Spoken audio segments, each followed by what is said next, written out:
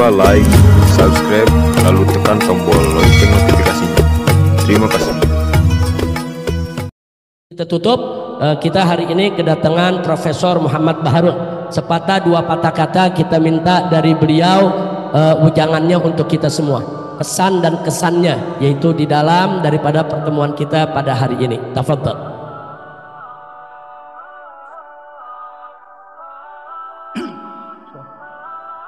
Assalamualaikum warahmatullahi wabarakatuh. Bismillah walhamdulillah, wassalatu wassalamu ala rasulillah wa ala alihi wa sahbihi wa man wala, wa la hawla wa la quwwata illa billah. Ma'asyiral ikhwan al-mukarramin, wabil khusus Sayyidul Habib Dr. Muhammad Rizik bin Hussein ibn Syihab, Imam besar Ahlus Sunnah wal Jamaah. Ya, mohon maaf, saya sejak beberapa tahun lalu tidak menggunakan imam besar FPI, tapi Imam Ahlus Sunnah wal Jamaah. Saya punya alasan. Sepeninggal atau wafatnya Abuya Muhammad bin Alwi Al-Maliki selaku Imam Ahlus Sunnah wal Jamaah, terjadi kekosongan, dan ini para ulama kita tidak jeli melihat kekosongan itu, sehingga Ahlus Sunnah wal Jamaah tidak memiliki satu komando khususnya di Indonesia. Oleh karena itu, dalam kesempatan ini saya ingin menegaskan bahwa imam besar Ahlus Sunnah wal Jamaah, menurut saya, menurut kajian saya, dengan kitab-kitab yang beliau hasilkan, bahkan terakhir adalah disertasi yang juga berjudul serta Difa' an Ahlus Sunnah wal Jamaah, menjadi sesuatu yang saling melengkapi bahwa imam besar Ahlus Sunnah wal Jamaah tidak ada yang lain adalah beliau ini. Mohon ini disampaikan kepada kawan-kawan kita, ya, ulama-ulama kita yang lain, ya, yang tidak mempunyai satu rujukan primer, rujukan yang utama, sehingga tidak menjadikan Sayyidul Habib Dr. Muhammad Rizik Syihab ini hanya milik FPI. Selama ini terkesan hanya milik FPI. Nah, itu yang saya sejak awal kurang setuju. Dan saya tegaskan dalam kesempatan yang diberikan kepada saya ini, supaya kawan-kawan yang lain, terutama di Indonesia, para ulama, para ajengan, para kiai, bisa menyebarkan ini kepada yang lain. Yang saya hormati para habaib yang hadir di sini, para kiai, para ajengan, yang saya lihat ini luar biasa, dan ini tempat menjadi perekat antara santri dan kiai, santri dengan ajengan, ulama dengan ulama, ulama dengan ajengan, ulama dengan habaib. Di tempat inilah beberapa tahun yang lalu sebelum beliau berangkat ke Makkah, saya pernah diundang beliau untuk hadir di pengajian ini, dan sangat menakjubkan sekali bahwa tugas saya diminta untuk membuat makalah. Saya tegaskan lagi kepada saudara Dr. Abdul Khair Ramadan, masa ini pengajian pakai makalah, permintaan Habib pakai makalah. Akhirnya kita buat makalah itu, ya. Dalam hidup saya belum pernah ada dakwah menggunakan makalah kecuali di tempat ini. Oleh karena itu, ketika saya menjadi narasumber di dalam majelis taklim dan dakwah di sini, langsung tanpa ragu-ragu saya tegaskan, saya sebagai seorang akademisi, bahwa inilah pesantren Universitas Terbuka Petamburan. Karena yang hadir ini pasti kelasnya kelas mahasiswa, karena harus menggunakan makalah. Daurah ini daurah ilmiah karena menggunakan makalah, dan pembicaranya juga pembicara akademisi. Alhamdulillah saat itu hadir juga pada tahun 2017, waktu awal-awal dicalonkannya Bapak Dr. Anies Baswedan, datang belakangan, dan dia melihat makalah itu dan mendengar apa yang saya sampaikan, bahwa ini adalah Universitas Terbuka Petamburan.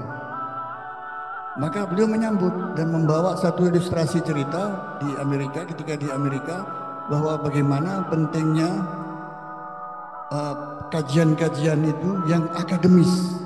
Karena kalau kajian-kajian itu akademis, sulit orang untuk membantah.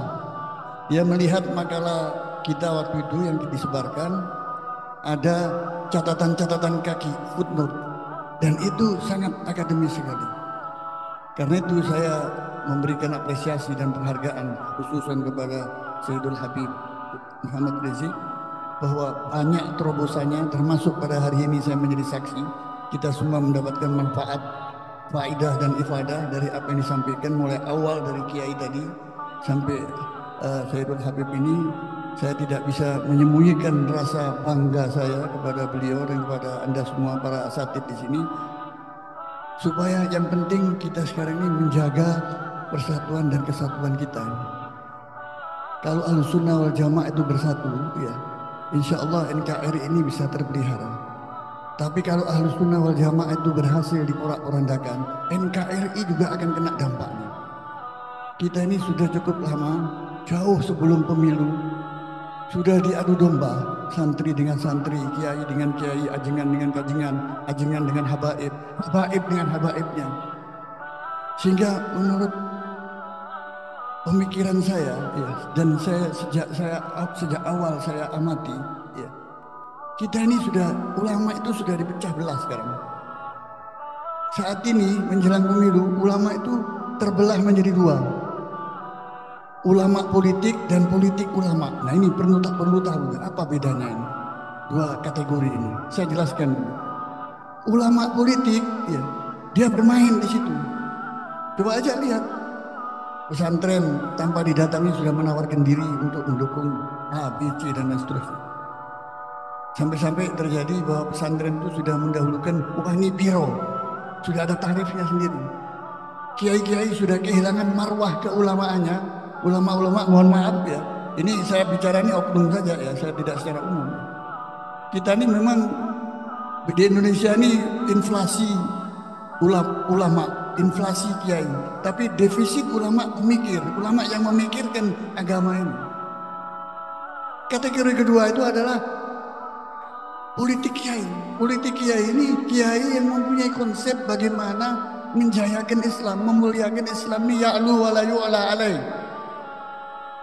Dan ini terjadi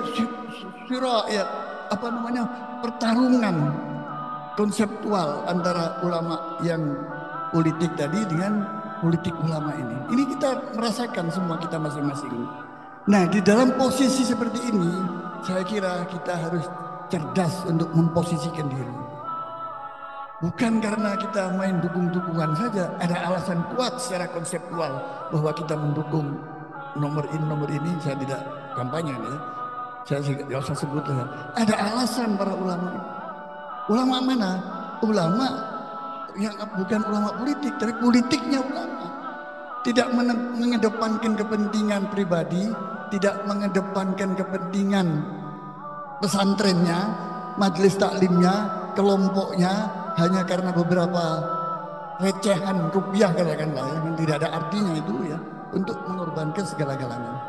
Nah, saya kira inilah tempatnya kita mencari kedamaian ya dari para ulama, para habaib ya. Mudah-mudahan tidak diadu domba lagi ya. Saudara-saudara, kalau saya kira kasus nasab itu ya, habaib itu cuma jadi sasaran antara.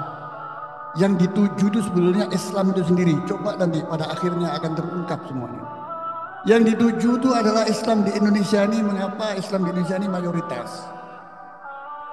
Kenapa begitu? Karena yang dituju kenapa? Akhirnya nanti tidak lagi akan dipersoalkan sanad hadis ini.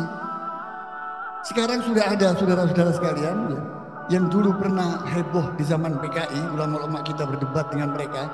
Sekarang orang tidak percaya bahwa kita ini keturunan dari Adam, bahwa manusia ini keturunan dari monyet. Kalau ada orang mengatakan manusia ini keturunan dari Adam, buktikan DNA. Ini nanti akhirnya ngefeknya kepada sanad hadis, perawi-perawi hadis ini coba perlu di DNK semua untuk menyatakan bahwa hadis yang kita terima ini mutawatir apa tidak. Ini sangat berbahaya sekali. Karena itu saya katakan kasus nasab habaib itu hanya sasaran antara, tapi yang dituju adalah Islam itu sendiri. Karena itu marilah kita sama-sama bersatu ya di tempat ini, masya Allah kita saling berguru kepada ajengan, pada kiai, murid-muridnya ada habaib, ada masyaikh di sini, ada para kiai. Ini harus kita jaga, dan model seperti ini masih jarang. Karena itu Al-Fakir sendiri kecil-kecilan mengadakan pengajian itu juga gabungan dari para asatid, kiai-kiai kampung di daerah Jabodetabek itu yang punya majelis-majelis kecil, untuk kita sama-sama kita menyamakan persepsi menghadapi keprihatinan kita sekarang ini melawan satu kekuatan yang luar biasa, kekuatan luar maupun dalam. Hadanallahu wa iyyakum wa lakum minkum. Assalamualaikum warahmatullahi wabarakatuh.